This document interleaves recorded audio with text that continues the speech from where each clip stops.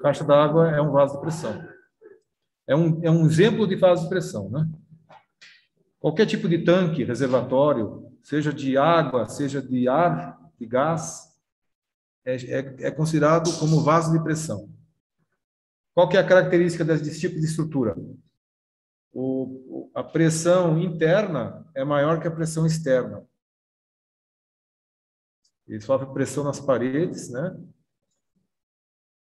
De dentro para fora. Então, nós temos aqui como objetivos, né? Definição, já falei o que é.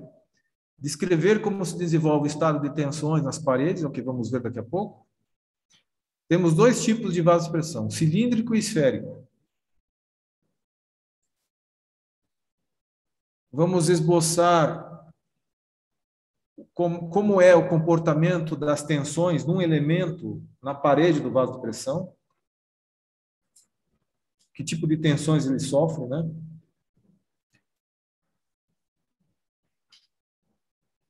E também analisar vasos de pressões de paredes abertas, de extremidade aberta, que são as tubulações. As tubulações também são vasos de pressão. Tubulações de água, de qualquer tipo, né? Você, quando tem uma tubulação com água, né, a pressão interna na tubulação é maior que a externa. Então, as paredes da tubulação vão estar também sujeitas a uma pressão de dentro para fora, né? Então, os vasos de pressão podem ser esses dois tipos aqui, cilíndricos ou esféricos. O formato define, né? No vaso cilíndrico, você tem as paredes formando aí um cilindro, como o próprio nome já diz, né? E o esférico, formato de uma esfera. As tensões que se desenvolvem aqui na parede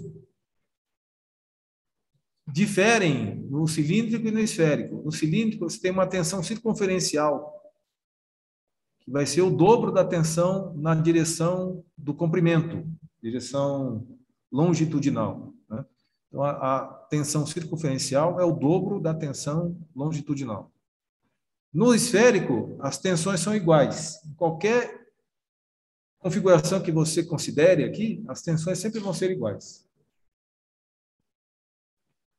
Para a dedução dessas tensões, desse estado de tensão nas paredes, do cilíndrico, nós fazemos o seguinte, usamos aqui o método das seções, que nada mais é que aplicar um plano de corte na estrutura, né? Isolar uma fatia dessa estrutura e considerar que essa fatia esteja em equilíbrio e aplicar a equação de equilíbrio nessa parte da estrutura, esse elemento da estrutura, né? Então, se você passar aqui 3 planos de corte, ó, passa um plano longitudinal, corta o cilindro no meio, passa mais 2 planos transversais, aí você tem aqui uma fatia, a metade de uma fatia do cilindro, né? Então, representando aqui a pressão interna pela letra P, né? E as tensões nas paredes pela letra sigma, são tensões normais. Então, nós vamos aqui equilibrar as forças resultantes dessas pressões e tensões, né? Então, a direção X aqui seria a direção normal ao plano da figura aqui, né? Qual seria a força resultante das tensões internas do material? Não é tensão vezes área? Então, ficaria σ1 vezes a área dessa seção transversal, que é dy vezes t, né? dy é o comprimento dessa fatia aqui, t seria a espessura da parede. Então, dy vezes t é a área desse retângulo, né? Vezes σ1 me dá a força resultante, que é uma força normal, a seção, né? Então, seria aqui σ1 vezes t vezes dy, a força resultante, vezes 2, porque eu tenho duas áreas aqui expostas, né? Eu tenho uma força normal aqui e outra força normal aqui, que são iguais. Tá? Então, 2 vezes a força em cada uma das áreas da seção. Temos também a força da pressão interna, que é de dentro para fora. Então, você veja aqui ó, o sentido da pressão, né? É do interior do cilindro para fora da parede, tá vendo? Então, a pressão vezes a área. Esta área interna, né? Que eu posso aproximar como sendo a área de um retângulo. Porque a força sempre é normal à área, né? E aqui em cima, a força normal a essa área aqui em cima, na direção X, aqui vai ser uma área muito pequenininha, né? Então, eu posso aproximar essa área interna, que é a área de uma área côncava, né? Eu posso aproximar como sendo um retângulo no plano projetado na direção X, né? Então, seria o raio interno vezes a espessura dy. Aliás, 2 vezes o raio interno, porque é o diâmetro, né? É a altura total aqui, que é o diâmetro interno, 2r, vezes a largura dy. Essa é a área projetada dessa superfície côncava aqui, tá bom? A área retangular projetada na direção X. Vezes a pressão P me dá a resultante da pressão interna. Então, as forças aqui estão equilibradas, ok? Uma força anula a outra. Isso representa equilíbrio, né? Igual a zero, justamente para que se garanta aqui o equilíbrio das cargas, né? das ações. Ao você aqui isolar a tensão sigma 1, você obtém essa expressão. Tá vendo? Então, a tensão sigma 1, que é a tensão na direção circunferencial, é a pressão interna vezes o raio interno, dividido pela espessura da parede. Tensão circunferencial. Alguma dúvida? Agora vamos deduzir a tensão sigma 2, que está na direção do comprimento aqui, ó. Vou agora cortar o cilindro por um plano que passe transversalmente, né, na estrutura. Um plano transversal na estrutura vai me dar essa seção transversal aqui, a seção de um anel, né? Um anel com a espessura da parede aqui, espessura T, né? Quais são as ações aqui? É a tensão normal nas paredes, que é sigma 2, agora na direção Y, né? Sigma 2. E a pressão interna, né? De dentro para fora. Só que a pressão agora atua numa área circular. Não é mais um retângulo como era antes, né? Agora é uma área circular. Ó. É o círculo interno aqui da seção. É a área onde atua a pressão interna, de dentro para fora, né?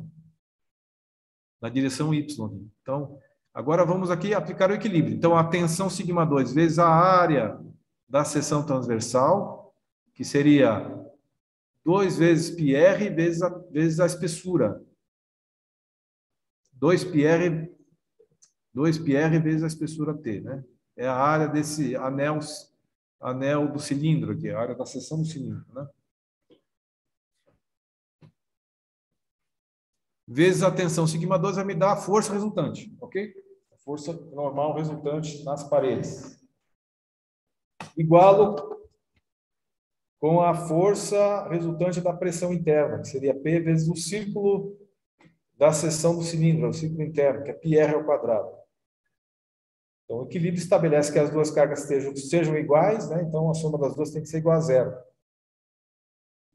A soma vetorial, né?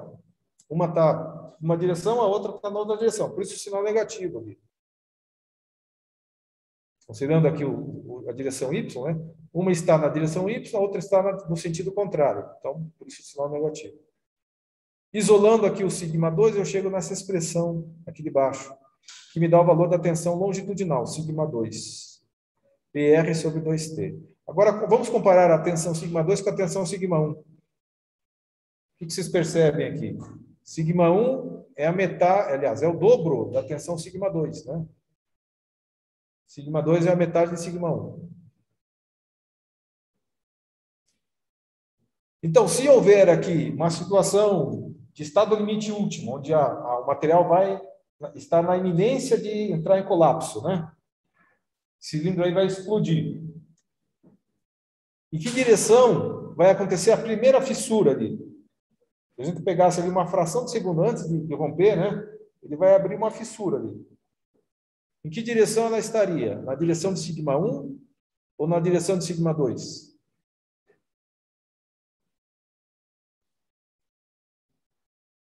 Em que direção estaria aqui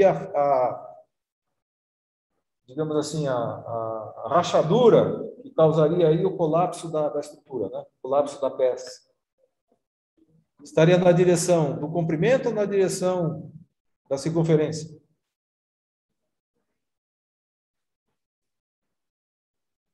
Então seria vertical?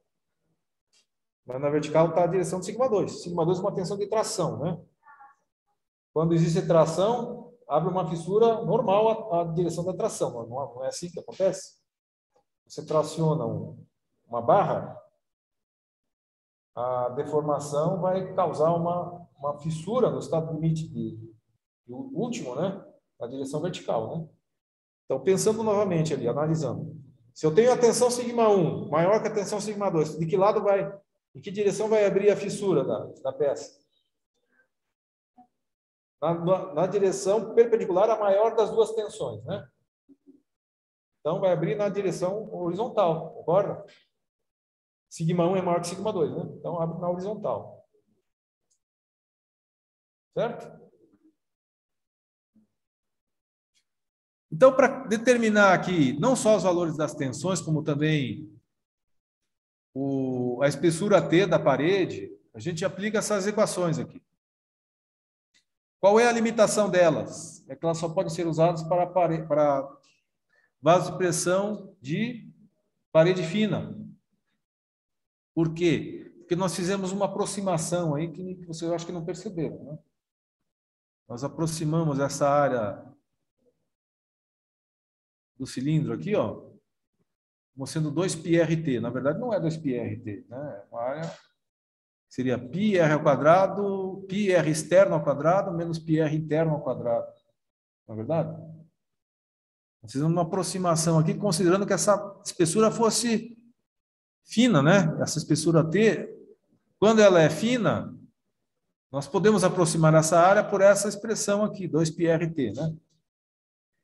Então, a limitação seria que a relação entre o raio interno e a espessura tem que ser maior que 10. Ou seja, a espessura tem que ser 10 vezes... Aliás, o raio tem que ser 10 vezes o valor da espessura. O raio interno do cilindro, o raio R minúsculo ali, tem que ser pelo menos 10 vezes maior que a espessura do cilindro, da parede do cilindro, para que essas fórmulas sejam válidas.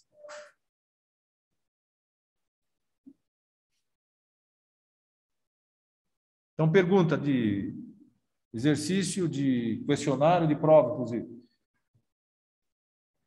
A condição para que um vaso de pressão seja de paredes finas, que a relação R sobre T seja maior ou igual a 10. Tá? Só é válida essas formas para vasos de pressão de paredes finas. Nesse caso, vasos cilíndricos, né? Essas fórmulas são para vasos cilíndricos. Agora, para vasos esféricos. Vasos de pressão esféricos.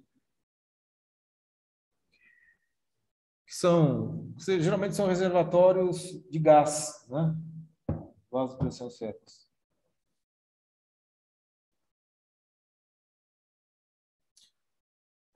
As tensões σ1 e σ2 vão ser iguais nesse caso. Por quê?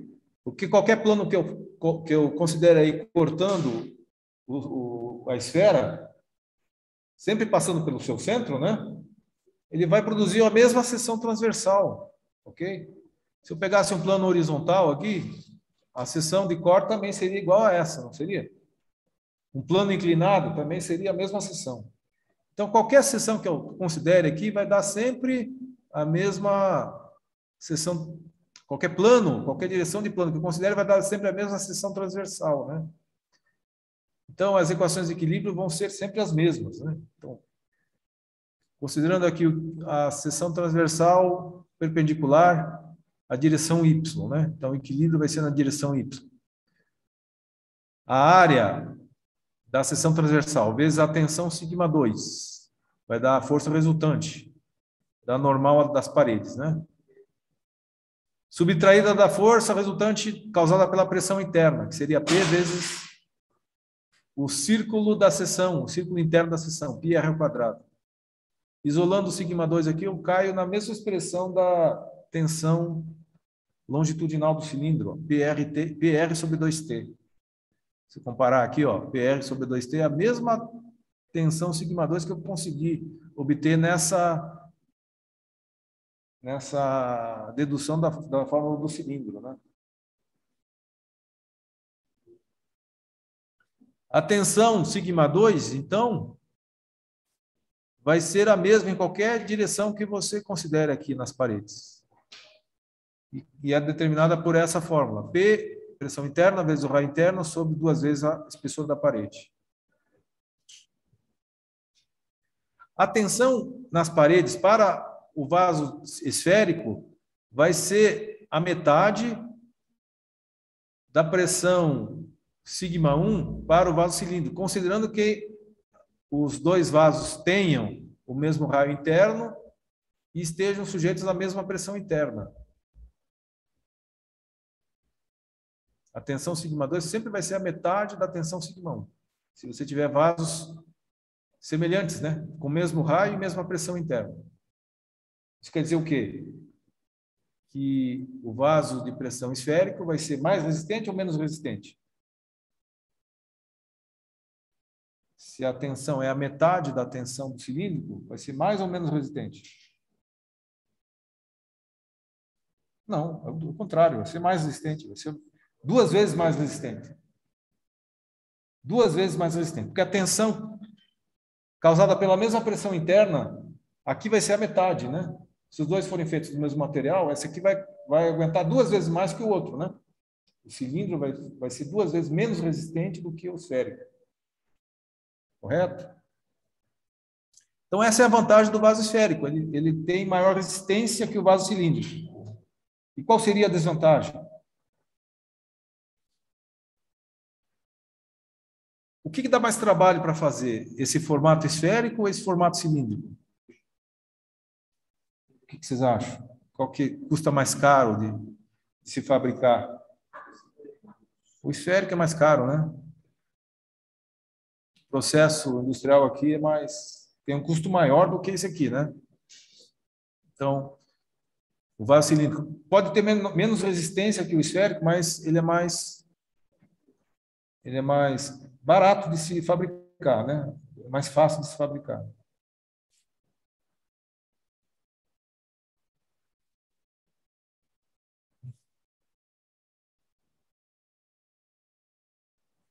Então, vamos aplicar isso que a gente viu aí. Tenho aqui 2 exercícios aí, vou aqui fazer um. Então, tem um tanque esférico de gás com raio interno de 1,5 metros. Se tiver uma pressão interna de 300 quilopascais, determine a espessura exigida para que a tensão normal não ultrapasse 12 megapascais. Essa tensão normal máxima seria aí a resistência da parede, podemos considerar assim, né? Então, a tensão, vamos aqui desenhar um vaso cilíndrico.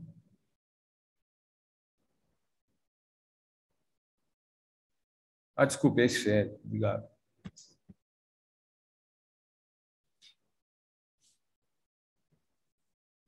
Vamos aqui uma esfera.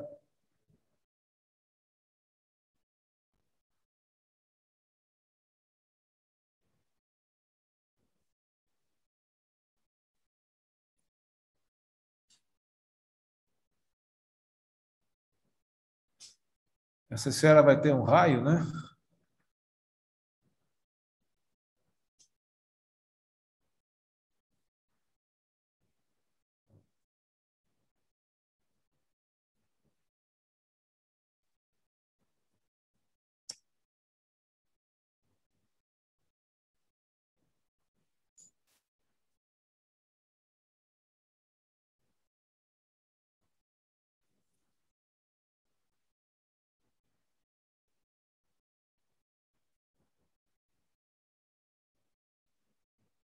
Mas que saco. Deixa assim. Então, eu tenho aqui a espessura. A espessura aqui, dada no enunciado, a espessura T, é de... Determine... Aliás, a espessura está sendo pedido, né? A espessura aí é a incógnita, é o que se pretende determinar, é o cálculo, né? O raio interno é a distância que vai do centro até a parede interna, né? Esse aqui é o raio R minúsculo. Ele tem 1,5 metros, que é igual a 1.500 milímetros. Vamos sempre considerar as dimensões aqui em milímetros, para obter as tensões em megapascais, né? A pressão interna foi dada, que vale 300 quilopascais, que daria o quê? 0,3 megapascais, né? Considerando que 1 megapascal é igual a 1.000 quilopascais, né?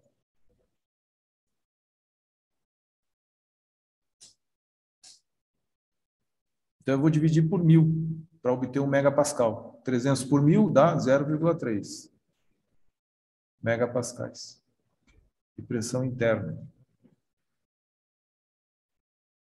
Para o vaso esférico, a tensão circunferencial vai ser igual a PR sobre 2T. Eu tenho um estado de tensão aqui, num pontinho da parede aqui, ó. Eu vou ter um estado de tensões, onde as tensões normais aqui são todas iguais.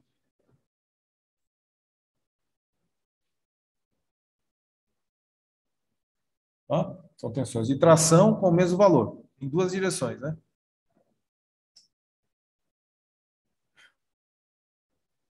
A tensão produzida pela pressão interna é σ2. Ela não pode ser maior que a tensão de 12 megapascais, é o limite dela, né? Essa tensão tem que ser, no máximo, igual a 12 megapascais. Então, o que a gente vai calcular aqui? Qual seria a espessura mínima, né? Para que essa condição seja atendida. Então, vou aqui isolar a espessura. A espessura tem que ser maior ou igual. Ela vai passar para o segundo membro, né? Então, ela vai ficar aqui no sinal do maior, no lado maior do sinal, né? Então, ela tem que ser maior ou igual a PR dividido por 2 vezes 12, né? Megapascais. Certo? Passa o T aqui para o segundo membro da inequação. O 12 vem para o denominador. O numerador continua sendo PR, né? Só que o T aqui fica do lado maior do sinal de desigualdade, né? Então, essa expressão aqui vai ser 0,3, respeitando aí as unidades, né? Megapascais, vezes o raio interno, 1.500, dividido por 2 vezes 12, que dá 24, né? Veja as unidades que acontece aqui, ó. Simplifica, simplifica, sobra só milímetro. Então, eu vou ter aqui a espessura em milímetros, né? Ela vai ter que ser maior ou igual a 0,3 de 1.500 dividido por 24.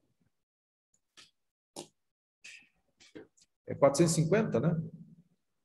450 sobre 24, peraí. Vou aqui usar a calculadora. 0,3 vezes 1.500 dividido por 24. Dá 18,75.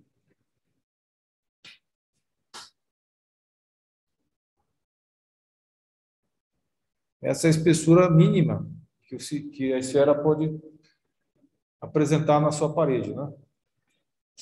Espessura mínima da esfera.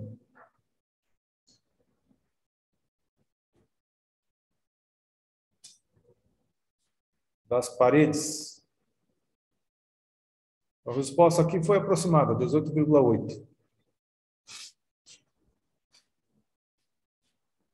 Alguma dúvida?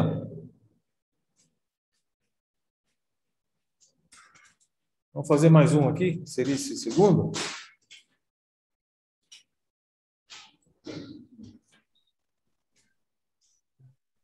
Professor, Esse depois aqui vai também é um ficar vaso esférico, postado lá? esse segundo aqui. Esse slide do senhor vai ficar postado lá?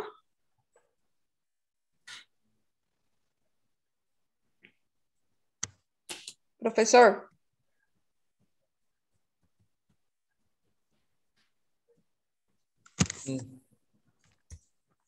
Professor?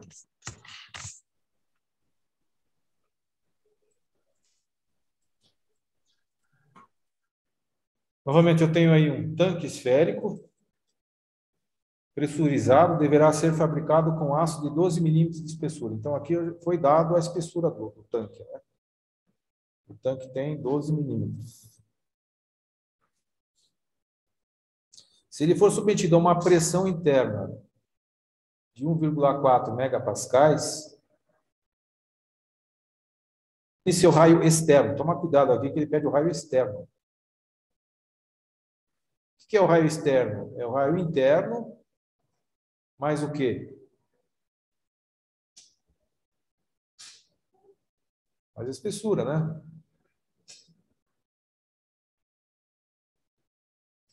Vou desenhar novamente aqui a figura aqui. Então, eu tenho aqui o raio interno, o raio interno do cilindro, né? Cilindro não, da esfera. E aqui eu tenho a espessura.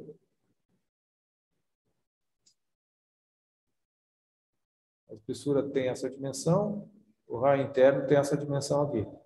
A soma dos dois é o raio externo, né? O raio externo é isso aqui. Seria o raio interno mais a espessura.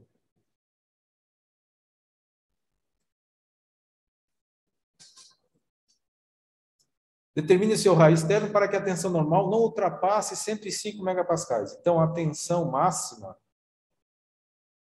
a ser considerada aí é 105 megapascais. É o que nós chamamos de tensão admissível. Tá?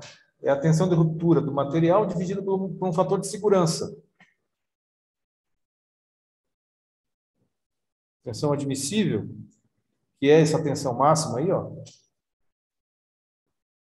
Normalmente, a tensão de ruptura, no caso aqui, consideramos aqui a tensão de escoamento do aço, sigma E, né, ou sigma Y.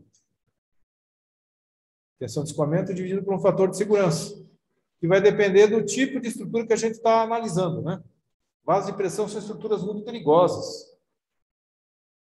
Quando você tem o colapso do vaso de pressão, ele é acompanhado de uma explosão que destrói tudo ao seu redor, ceifando vidas, inclusive, né? Para vocês terem uma ideia, aquele dispositivo, aquela arma chamada granada, é um vaso de pressão.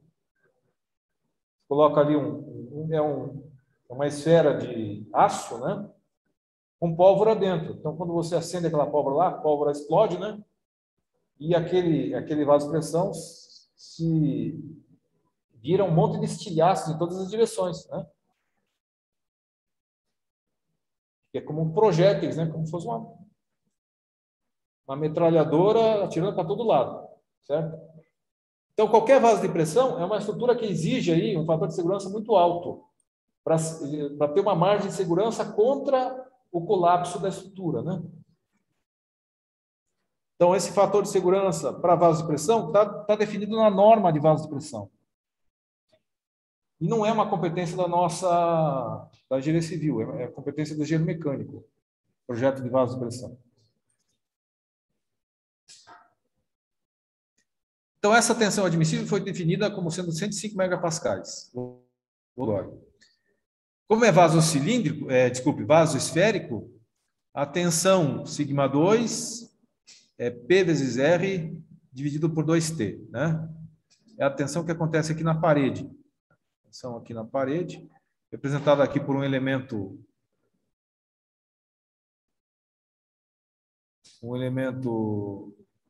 um cubo, né? Eu tenho tensões iguais em todas as direções. Isso aqui tem que ser menor que a tensão admissível, que foi definida ali, 105 megapascais, né? O raio interno, então, deverá ser menor que 105 vezes 2T dividido por P. Colocando os valores aí.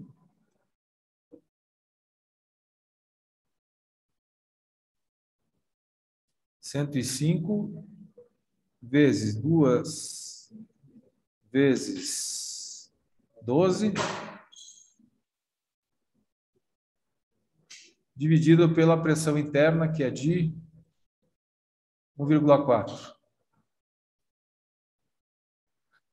A 105 aqui está em megapascais, né?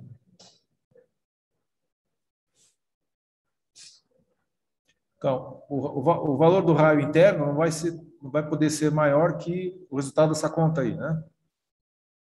105 vezes 24 dividido por 1,4. 1.800 milímetros.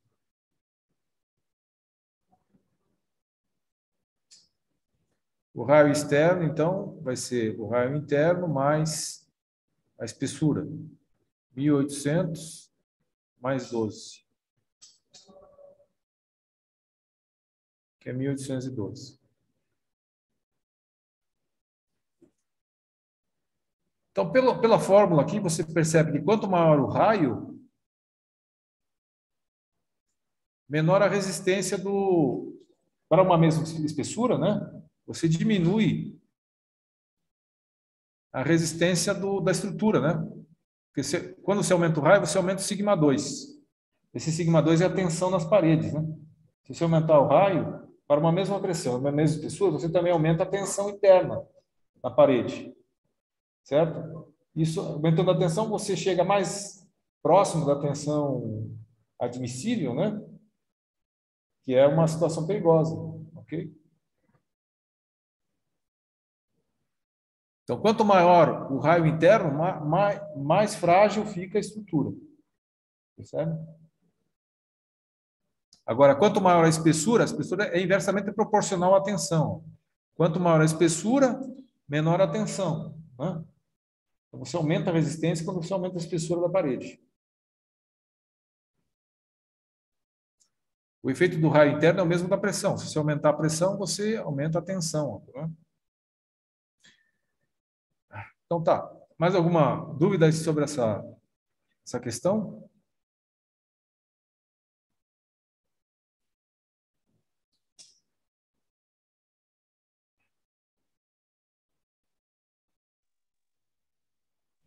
Temos aí agora 8h37.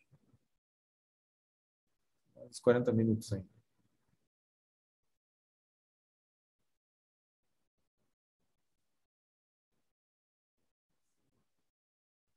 Professor, Oi.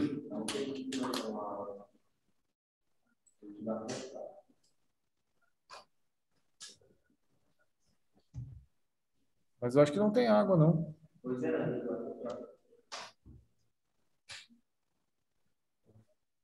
Vocês querem também um tempinho? 10 minutos? 15?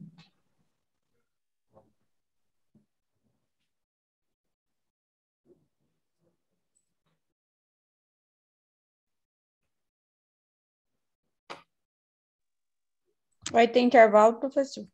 Bom, a aula está sendo gravada, né? Se vocês quiserem depois pegar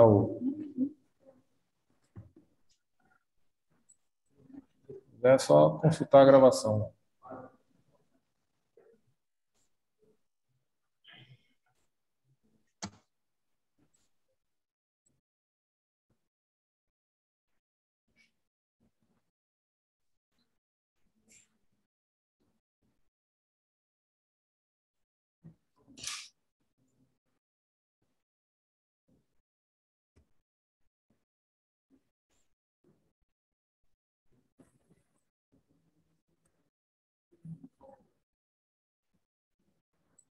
Agora essa questão aqui, ó. Aqui nós temos dois vasos de pressão cilíndricos. Eles têm o mesmo diâmetro interno, estão submetidos à mesma carga P, que causa aqui uma pressão interna, né? Essa parte aqui, essa parte superior do cilindro aqui é como se fosse um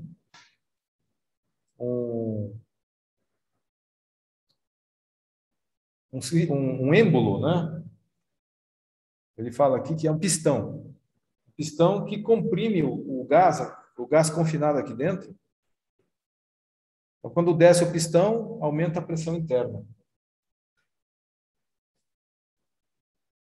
Então, os dois têm as mesmas dimensões, ó. Mesmo diâmetro, mesma carga P no pistão.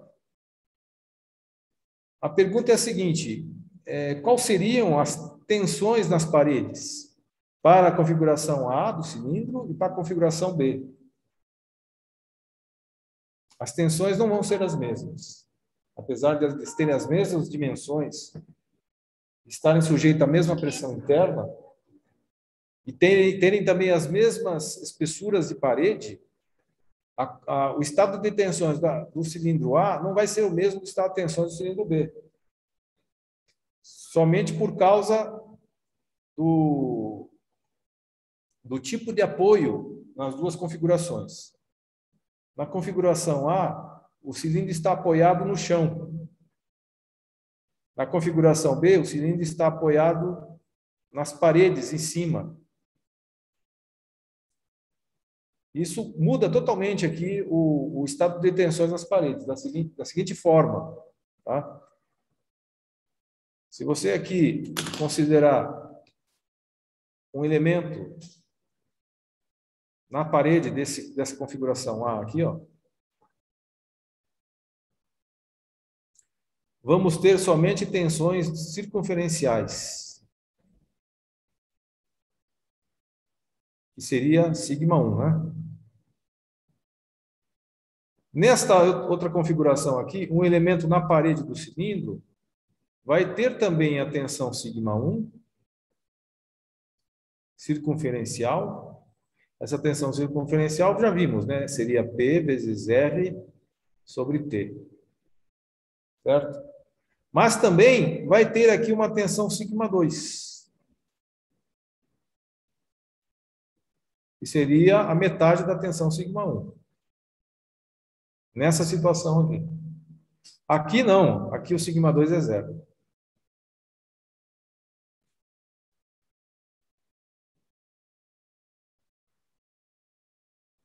Por que aqui sigma 2 é zero? Porque você não tem tensão nas paredes na direção vertical. A força causada pela pressão interna aqui, a força resultante, estaria aqui, né? Ok? Força resultante causada pela pressão interna, que é P vezes a área circular da base do cilindro. Né? Essa força resultante, ela está equilibrando, ela é equilibrada pela reação de apoio aqui no solo. Então não sobra força aqui para ser transmitida aqui para cima, né? O equilíbrio acontece aqui embaixo, entenderam? Já aqui não. Aqui a força resultante continua para baixo, da mesma forma, né? Seria a pressão interna vezes a área da seção do cilindro aqui embaixo. Certo? A área da parede aqui embaixo tem um círculo, né? Só que o que equilibra essa resultante da pressão está lá em cima. É a reação lá em cima, tá vendo? Estaria aqui em cima a reação. Então, para que essa força seja equilibrada, a carga tem que ser transmitida através das paredes, na direção vertical, entenderam? É como se ela estivesse sendo esticada. A parede estivesse sendo esticada até chegar na reação lá em cima, né? O cilindro aqui está pendurado. A pressão interna está causando uma força resultante para baixo, que é equilibrada lá em cima, nos apoios, lá em cima. Só que para que haja esse equilíbrio, a carga aqui tem que ser transmitida verticalmente pelas paredes, né? Isso faz com que elas sofram tensão de tração, que é exatamente a tensão sigma 2, que acontece no elemento que eu representei aqui, tá? Certo? Então, repetindo, né?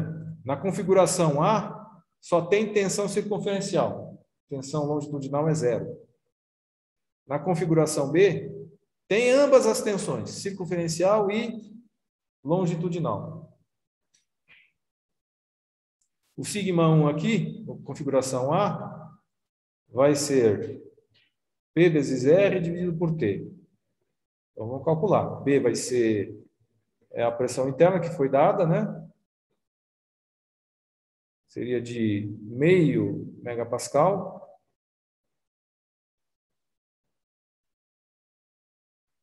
O raio interno é a metade do diâmetro, né? 100 milímetros. E a espessura T também foi dada aí, que é 6 milímetros, né? Então, a tensão sigma 1 aqui vai ser de 8,33 megapascais. Agora, na configuração B. Configuração B. O sigma 1 também seria P vezes R sobre T, que vai dar os mesmos 8,33, porque a pressão interna é a mesma, né? O raio é o mesmo e a espessura é a mesma. Vai dar o mesmo valor, 8,33. O sigma 2 vai ser a metade de sigma 1, ou PR sobre 2T, que está na mesma, né? Vai ser a metade de sigma 1. Vai dar 4,17 megapascais. Aqui eu não escrevi, o sigma 2 é igual a 0. Não tem, né? Configuração A só tem sigma 1. Configuração B, o estado de tensões vai ter as duas tensões, né? Vai ser um estado plano, com duas tensões. Aqui não, aqui vai ser um estado de tensões uniaxial. Vai ter tensão numa direção, né? Então, esse aqui é um problema mais de física, né? Vocês entenderem aí como é que se comportam as forças, as ações, equilibrando as reações, né? Sim, só isso. Tudo bem? Alguma dúvida?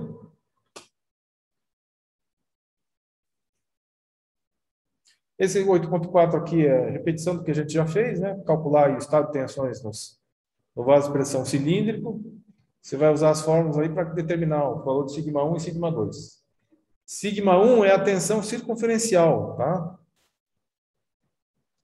Sigma 1 é a tensão circunferencial. Sigma 2 é a tensão longitudinal. Não confundir. Não confundir isso aí, né?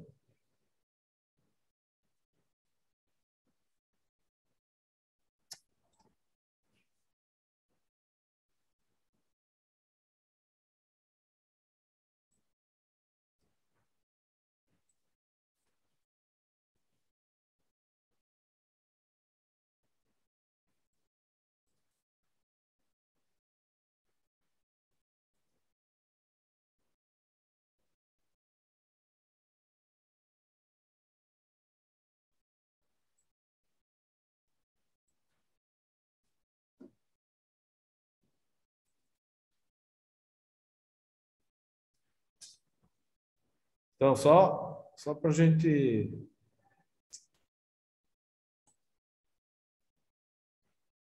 reforçar isso aí, só um pouquinho aqui.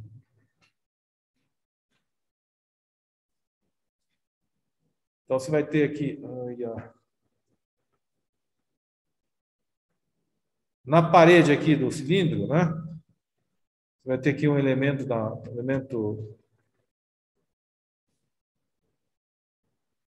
o elemento do material aqui na parede.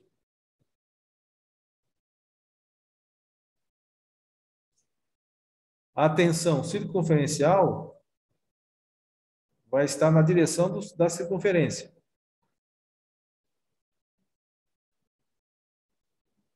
Sigma 1. Isso aqui é a circunferencial.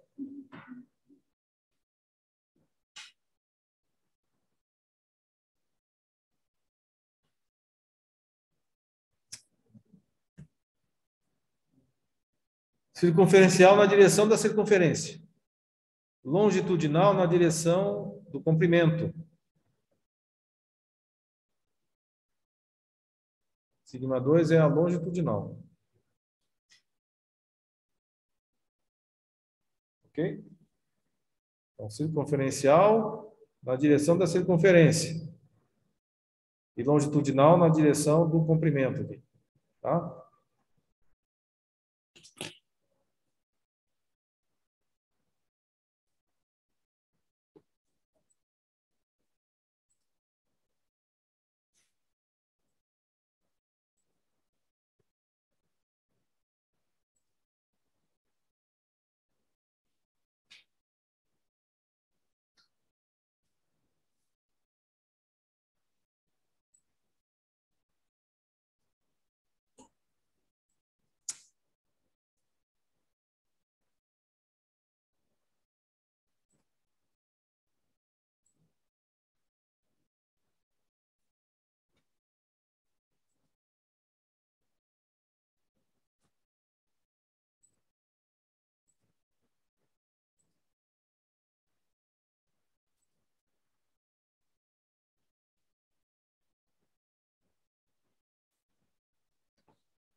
E voltar para o nossos slides.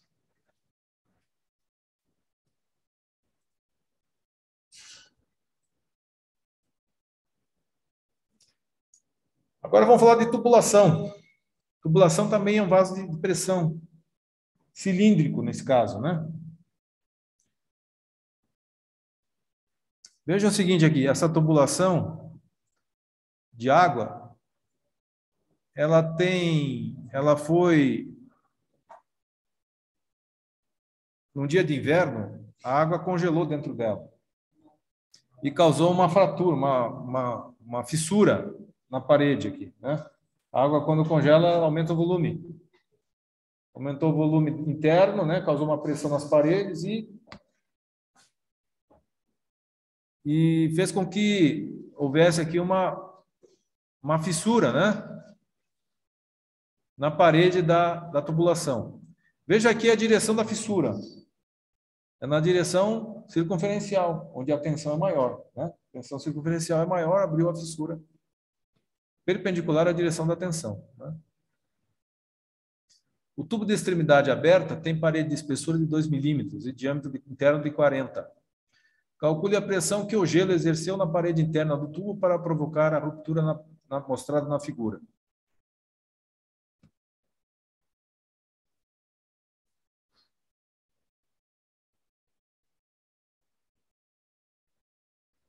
Então, vamos aqui resolver esse exercício aí.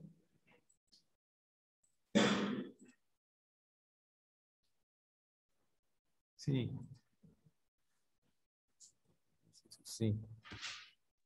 Professor, isso acontece com tubo sem costura Vou também? lá aqui, ó, anunciado.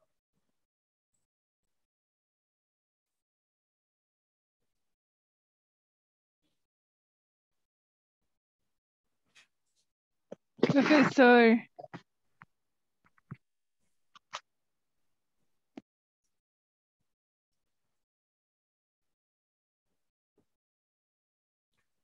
Então, vamos lá. A tensão máxima que o material pode suportar na temperatura de congelamento é 360 megapascais. Mostre como a tensão age sobre o pequeno elemento do material imediatamente antes do tubo falhar. Está pedindo aí para determinar a pressão interna, né? Pressão interna que causou aqui a fissura, né? Na parede do tubo. Então, essa fissura foi causada pela tensão circunferencial, sigma 1, né? Tensão circunferencial.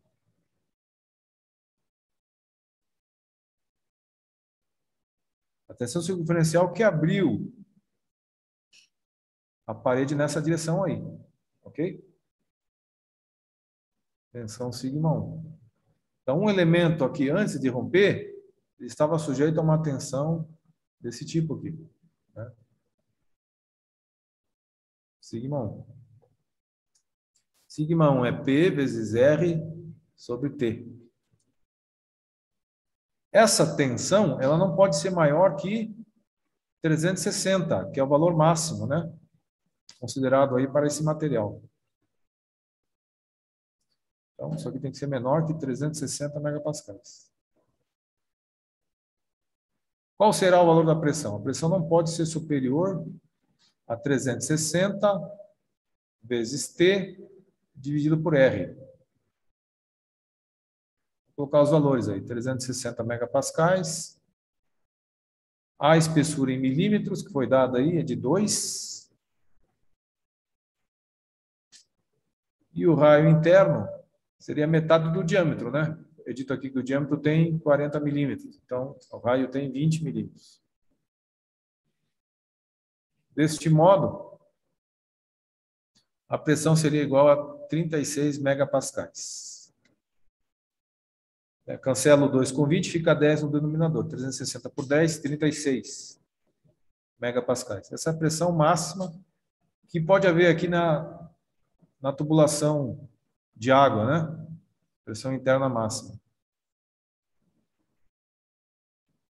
Nós chamamos de tubulação um vaso de pressão de extremidade aberta. Imagine que a tubulação aqui você tem uma caixa d'água, né? A caixa d'água aqui tem uma tubulação que leva a água até uma torneira, né? Vamos imaginar aqui que a tubulação esteja aberta aqui, jorrando água aqui livremente, né? Um elemento aqui na parede da tubulação vai ter somente tensão circunferencial, sigma 1. Nessa situação aí, com água corrente. Quando você tem água corrente, só tem sigma 1. Agora, o que acontece se você fecha essa tubulação aqui? Coloca aqui um plug, né? Se você colocar um plug aqui e fechar a tubulação, ela se transforma num cilindro, né?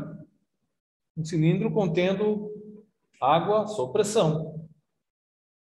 Certo? Então, nessa situação, com a tubulação fechada, né? Aqui, vou colocar em vermelho, tubulação fechada agora. Coloquei um plug aqui, ó, né? Fechei ali a abertura da tubulação. Nessa situação, eu vou ter tensão longitudinal, sigma 2. Se eu abrir a tubulação, sigma 2 cai para 0.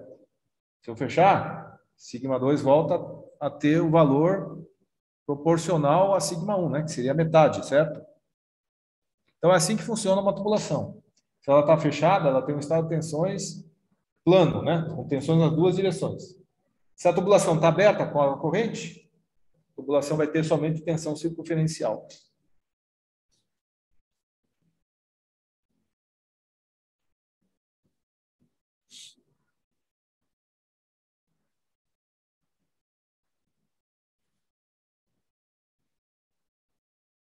Aqui você tem uma tubulação, né, com água corrente, o tubo de extremidade aberta, quer dizer que a água está jorrando, né, passando por ali e saindo em algum lugar. Tem diâmetro interno de 100 milímetros e espessura de 5. Se transportar água corrente a pressão de 0,42 megapascais, qual vai ser o estado de tensão nas paredes do tubo? Então, lembrem que se a tubulação está aberta, o estado de tensões vai ser plano, né? Vai ter tensões em duas direções.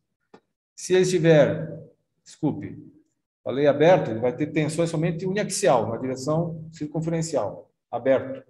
Se estiver fechado, ele vai se comportar como um vaso cilíndrico, né? Vai ter tensões em estado plano, duas direções.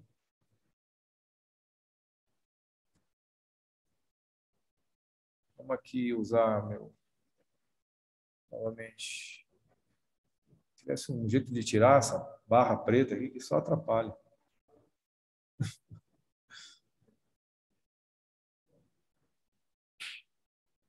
que salvar isso aqui. 7.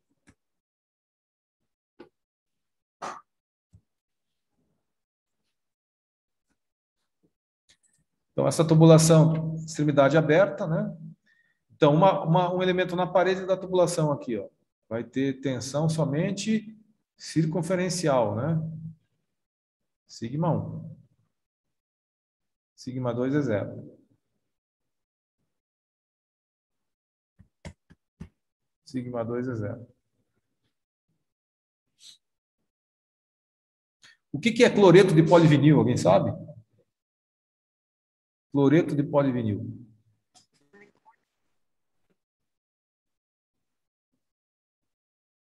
Vocês já viram. Isso aí é muito comum. É o famoso PVC. Tá? Cloreto de polivinil. PVC é a sigla em inglês, né? O cloreto vem depois do polivinil. Cloreto de polivinil é o famoso PVC. Todo mundo tem isso em casa, né? Com diâmetro de 100 milímetros, espessura de 5, transporta a corrente a 0,42 megapascais. Determina o estado de tensões na parede do tubo. O estado de tensões seria esse. Então, o valor da tensão que eu vou calcular aqui é o sigma 1, já que o sigma 2 é 0, né? Sigma 1, qual que é a fórmula? P, R sobre T, né? Então, vou pegar a pressão, 0,42, multiplicar pelo raio interno. Toma cuidado que raio e diâmetro não são a mesma coisa, né? O raio aqui seria 50. Dividido pela espessura de 5 milímetros. Então, a tensão aí vai ser 0,42 vezes 10, 4,2 megapascais. Tudo bem? Então, o estado de tensões é aquele que eu desenhei ali, né? Com tensão circunferencial nessa direção ali, igual a 4,2 megapascais. Esse é o estado de tensões na parede da tubulação.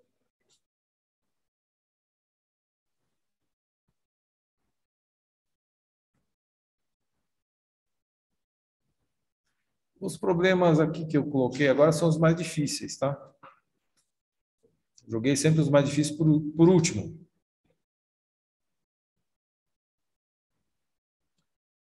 Antes de fazer aquele da... Na verdade, isso aqui não é um vaso de pressão, é uma cinta de aço que está abraçando aqui uma barra maciça, circular. Então, você tem uma cinta apertando uma barra de aço, a seção transversal da barra de aço, através de parafusos aí, né? Ele pede aí para determinar a força nessas cintas e também a deformação que a cinta sofre com a tensão normal provocada aqui pelos parafusos no aperto. O parafuso aperta, a tensão. Há uma pressão interna aqui na barra cilíndrica, né? Essa pressão interna provoca aqui uma tensão normal nas paredes da cinta, que também provoca uma deformação no próprio material do aço, da cinta, né? Ele pede aqui para determinar a distância que a cinta... Como é que é? A distância até onde a metade da cinta estica. A distância que a cinta estica, quer dizer, quanto é de deformação que essa cinta sofre, né? Quanto de alongamento essa cinta vai sofrer. Em resumo, seria isso. Vamos deixar ela por último aqui. Antes, vamos resolver essa aqui. Hã? Quer fazer já? Então, vamos fazer. Vou aqui copiar, então. Isso aqui é legal porque é uma aplicação de vasopressão num problema que não é vasopressão. Você vai aplicar aqui a fórmula do vasopressão para resolver um problema de estrutura, né?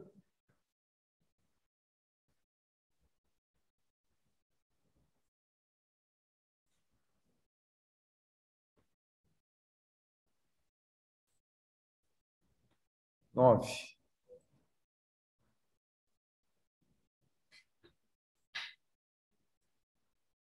Vamos lá.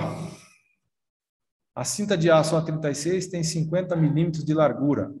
Então, imaginem que ela tem, visto em planta, assim, ó, você enxergaria a cinta abraçando aqui a barra circular.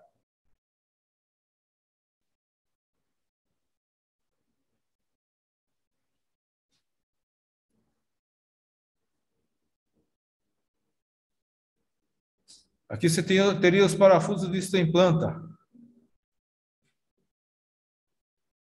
Aqui uma vista em perfil, certo? Você tem aqui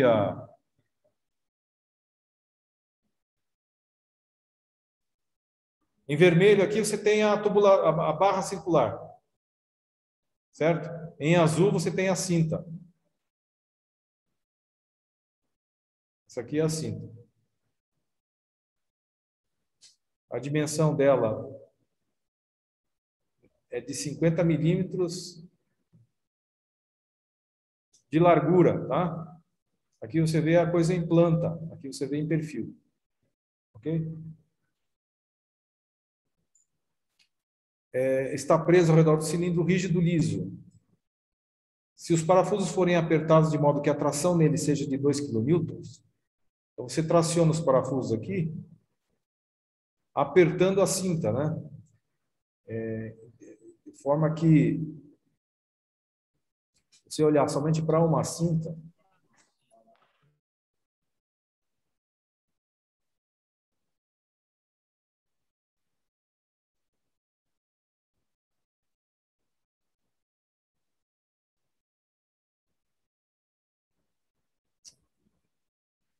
os parafusos aqui vão causar uma força de tração, né, de 2 kN.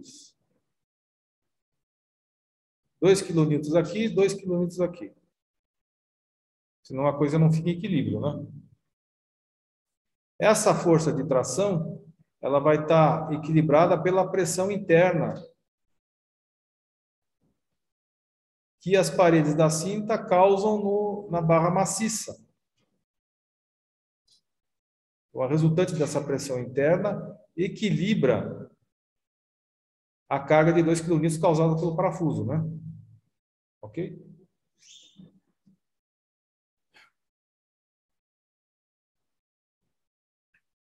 Se os parafusos forem apertados de modo que a tração seja de 2 kN, determine a tensão normal na cinta, a pressão exercida sobre o cilindro e a distância até onde a metade da cinta se estica.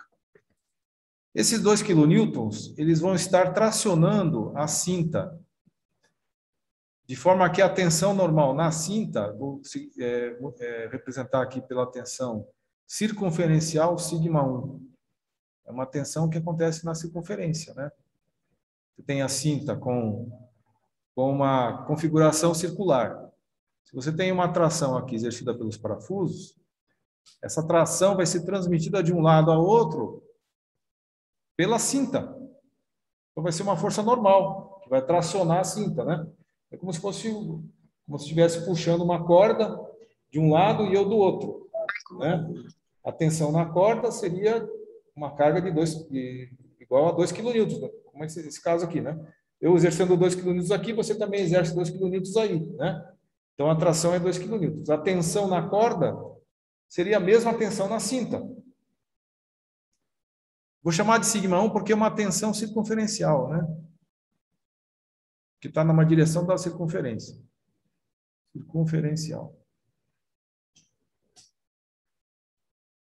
Vai ser a força causada pelos parafusos dividido pela área da cinta. Essa força de 2.000 newtons, 2 kN. A força de tração é 2.000 newtons.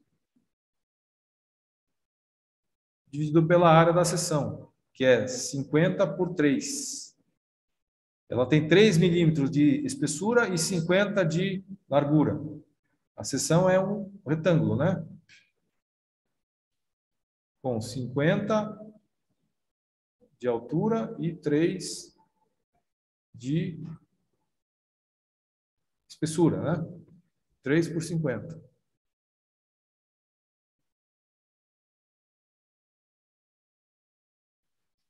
Então, 2.000 dividido por 50 dá 40. Dividido por 3.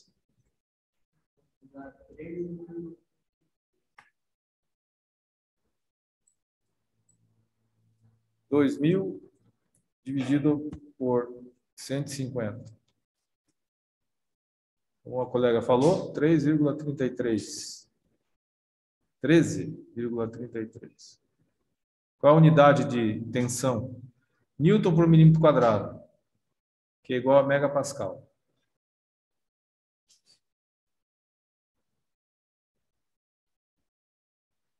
Deixa eu só aumentar a área de escrita aqui. Vou colocar aqui 1.500. Então, essa é a tensão que acontece aqui ao longo da cinta, né? Agora, qual é o valor da pressão? Se essa tensão é uma tensão circunferencial, eu posso aplicar aqui a mesma teoria dos lados de pressão. Isso que é interessante nesse problema. A tensão na cinta vai estar relacionada com a pressão que ela exerce aqui nas paredes da barra maciça aí, né? Tem uma barra maciça aqui em contato com a cinta.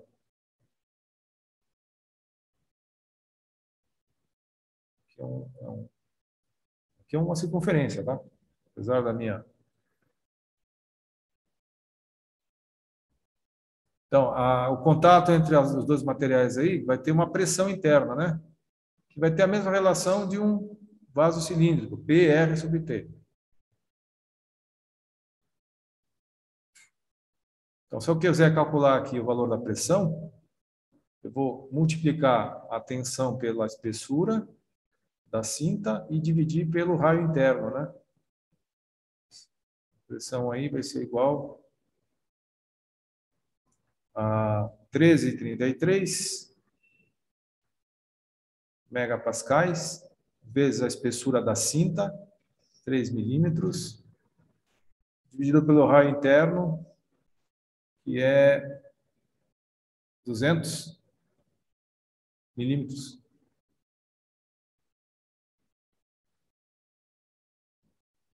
O resultado disso aí, 0,199. Tá certo? Então, essa é a pressão interna que a cinta exerce no cilindro aqui que está sendo comprimido pela cinta, pelo aperto dos parafusos, né? E por último, ele está pedindo aí para determinar a distância até onde metade da cinta estica, ou seja, o alongamento da cinta, né? O alongamento de uma parte da cinta, porque são duas. Elas estão conectadas por dois parafusos, mas as duas cintas, né, estão apertando ali, então ele quer saber qual é o alongamento de uma delas.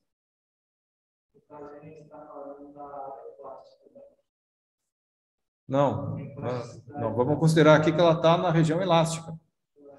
Região plástica é quando ela passou da tensão de escoamento, né?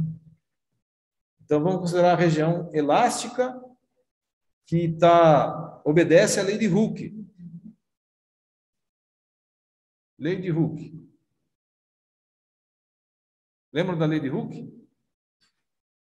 Tensão é igual módulo de deformação vezes deformação, né?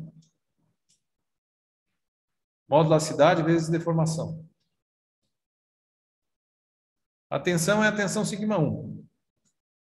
O modularidade do aço foi dado aqui? Não foi dado, mas você lembra quanto é? Modularidade do aço? 200 mil megapascais. Ou 200 gigapascais, né? 200 gigapascais é 200 vezes 10 a nona pascais. 1 gigapascal é 1000 megapascais. 1 gigapascal é 1000 megapascais.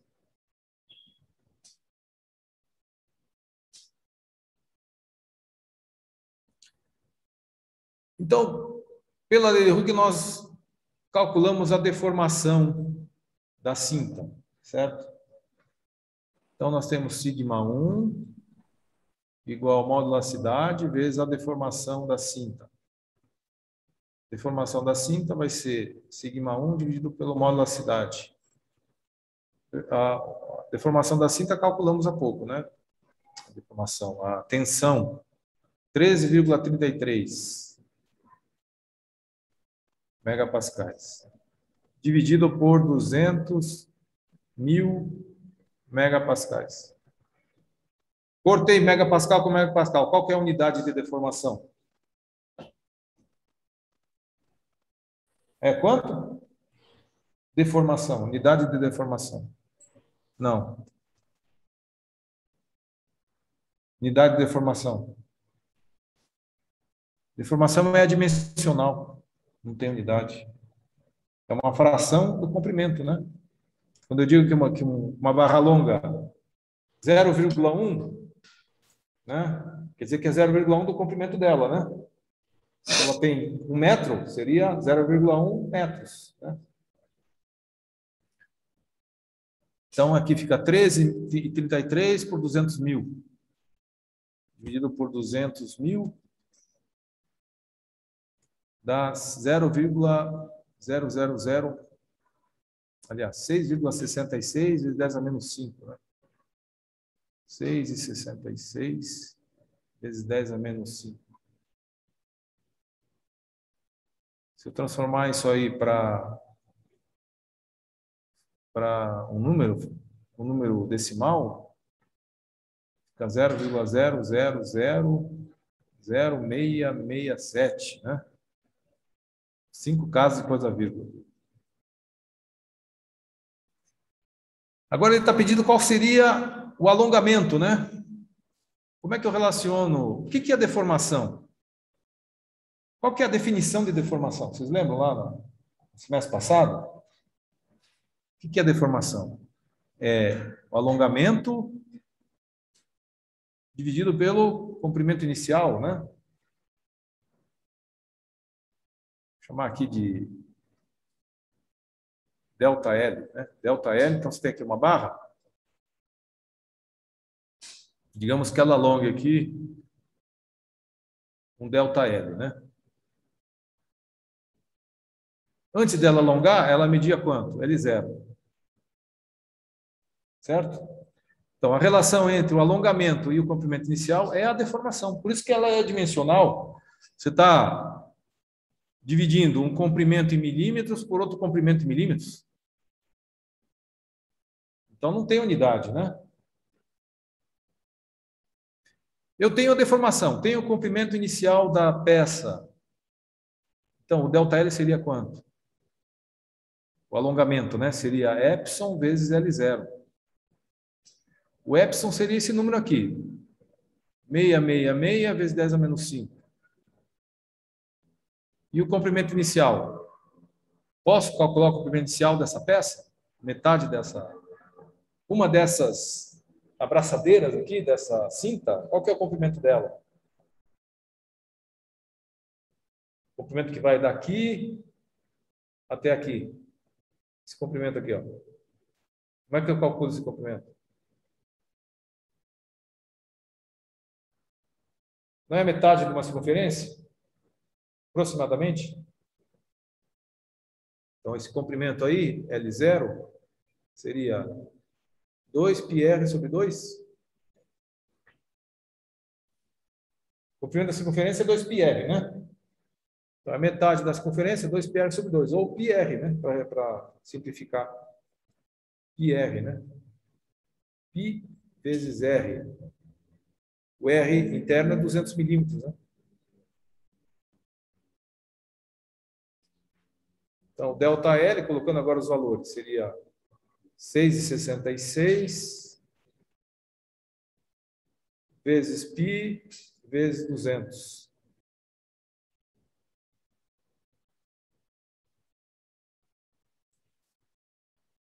Dá que valor isso aí? 6,66 vezes π vezes 200, 0,042. Agora sim em milímetros, né? Porque o 200 está em milímetros. Tem aqui um adimensional vezes uma distância em milímetros, o resultado vai ser uma distância em milímetros. Né? Acertamos? Acertamos. 0,042. É o ΔL, o alongamento da peça, né?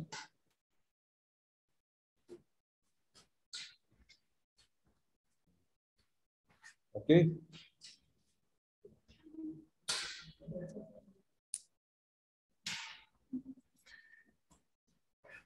Passei para vocês no AVA algumas tarefas, um questionário e uma tarefa, com 4 questões cada uma, tá? Vocês façam daí durante a semana aí. Já são 9h20, acho que está na hora da gente encerrar. Alguém tem alguma pergunta? Alguma dúvida?